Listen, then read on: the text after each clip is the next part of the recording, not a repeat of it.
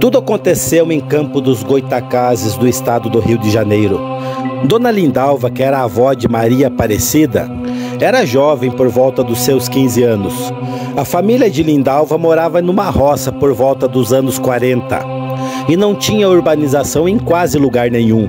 As casas eram bem separadas umas das outras. A casa que Lindalva morava com a sua família ficava no meio de um lote de terra grande rodeada de mata, que foi deixada de herança pelo seu avô.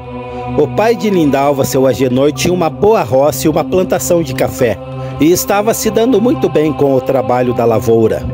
Seu Agenor foi construindo uma boa casa devagar. Não um casarão, mas era uma casa modesta e confortável.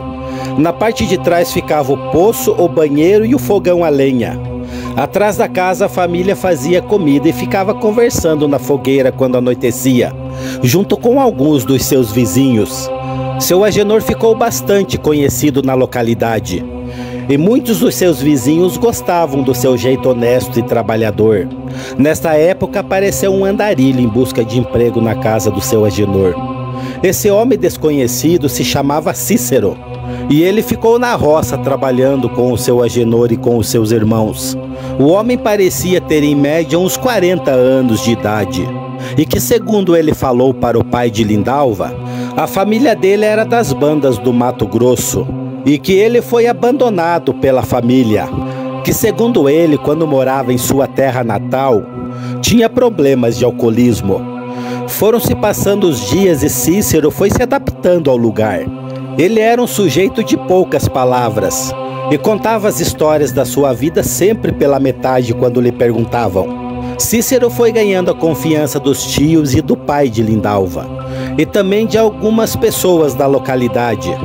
Ele sempre se alimentava na casa do seu Agenor, pois todos tinham pena da situação que ele se encontrava, pois o sujeito era sozinho nessa vida de meu Deus.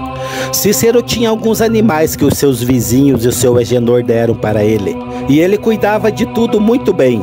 Cícero trabalhava na roça na parte da manhã e seguia para casa na parte da tarde. E as semanas foram se passando, e quando Cícero não ia para a roça, sempre estava ali de manhã, deitado, sujo, com algum machucado misterioso e fedendo muito. Só que isto não acontecia sempre. Em determinada época, ele tinha uma vida normal aparentemente. Seguia para o seu trabalho na roça, cuidava dos poucos bichos que tinha e se cuidava mais, andando com roupas limpas. Em determinados períodos, ele entrava nesta fase de fundo de poço. Começava a beber e a não falar coisa com coisa, mas ele não era um cara agressivo. No entanto, os vizinhos e a família achavam muito estranho o fato dele ser muito tímido, fechado e misterioso, e na maioria das vezes estar com mau cheiro, unhas grandes, dentes sujos e roupas rasgadas, mesmo tendo uma nobre casinha sem faltar nada para ele, que foi dada de presente pelo seu patrão, e a curiosidade era muita. Toda vez que a família e alguns conhecidos e amigos estavam juntos na fogueira, dava uma determinada hora por volta de umas 9 da noite e ele saía sem falar com ninguém, como se algo estivesse errado. Alguns da família, inclusive Lindalva, sempre encontrava Cícero por algumas vezes caído no quintal, perto da porta dos fundos e sem roupas. E como havia mulheres na casa logo cedo da manhã, o pai de Lindalva logo seguia para o quintal para ver se o sujeito estava sem roupa, caído novamente perto da porta. Cícero já tinha ganhado a confiança de todos ali na localidade do trabalho da roça, e por algumas vezes alguns testemunharam esta situação dele, saindo de fininho e entrando na mata fechada. Seu Agenor sempre tentou ajudá-lo, mas ele não queria ajuda.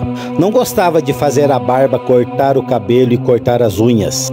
O máximo de ajuda que Cícero aceitava era alimentação, água e roupas para ele usar, pois ele sempre perdia muitas roupas. Pode parecer estranho, mas naquela época o povo fazia coisas que até Deus duvida. As leis antigamente para quem vivia na roça eram feitas pelos próprios moradores da localidade e por questões de defesa. Foi então que o seu Agenor e o seu irmão Sandoval prenderam a perna de Cícero para ver o porquê ele fugia em determinado horário e voltava às vezes machucado e sem roupas. Seu Agenor estava achando que podia ajudar o pobre Cícero e só foram entender que ele era um lobisomem quando ele arrebentou uma corrente de ferro maciço que nem serrando aquilo arrebentava. Dona Lindalva relatou que o pobre do Cícero começou a gritar e que começou a se contorcer pedindo para que tirassem ele dali o mais rápido possível. Todo mundo ficou com medo.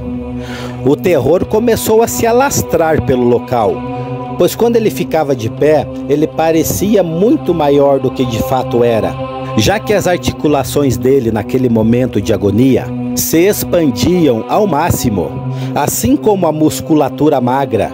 As mãos, os pés, a largura do pescoço, o maxilar de Cícero, tudo isso ia ficando maior na medida que ele se contorcia e gritava de dor, pedindo para que soltassem ele dali.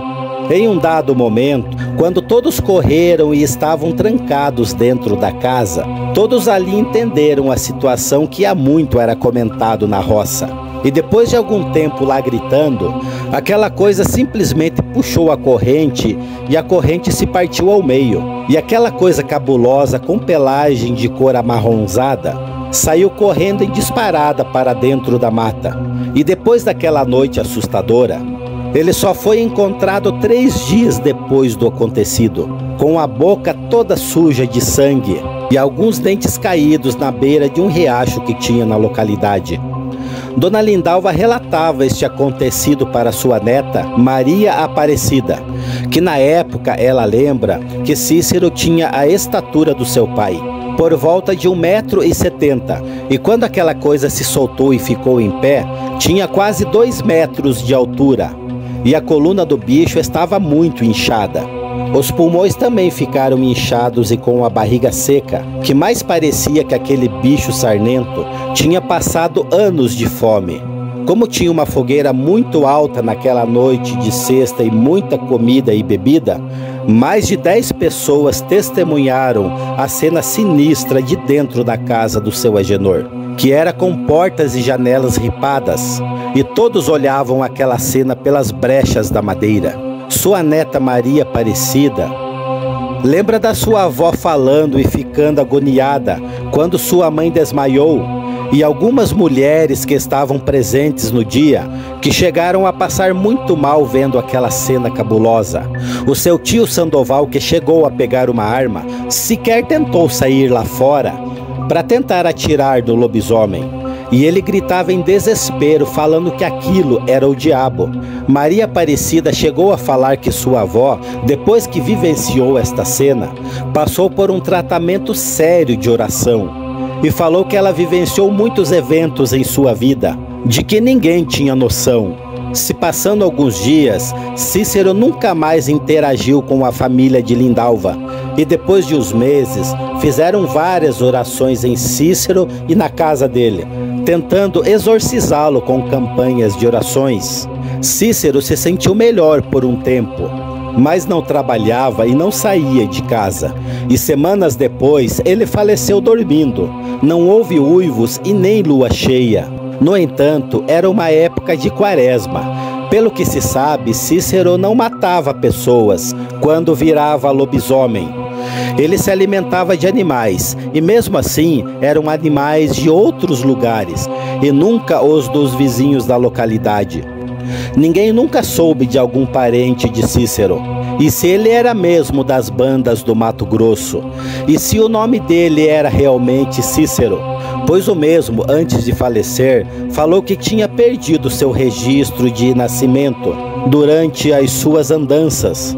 Infelizmente, ele foi enterrado como indigente, sendo apenas conhecido pela família do seu Agenor, que tinha por nome Cícero. Este relato foi recontado por ser muito impressionante. Que Deus abençoe a todos e até o próximo vídeo.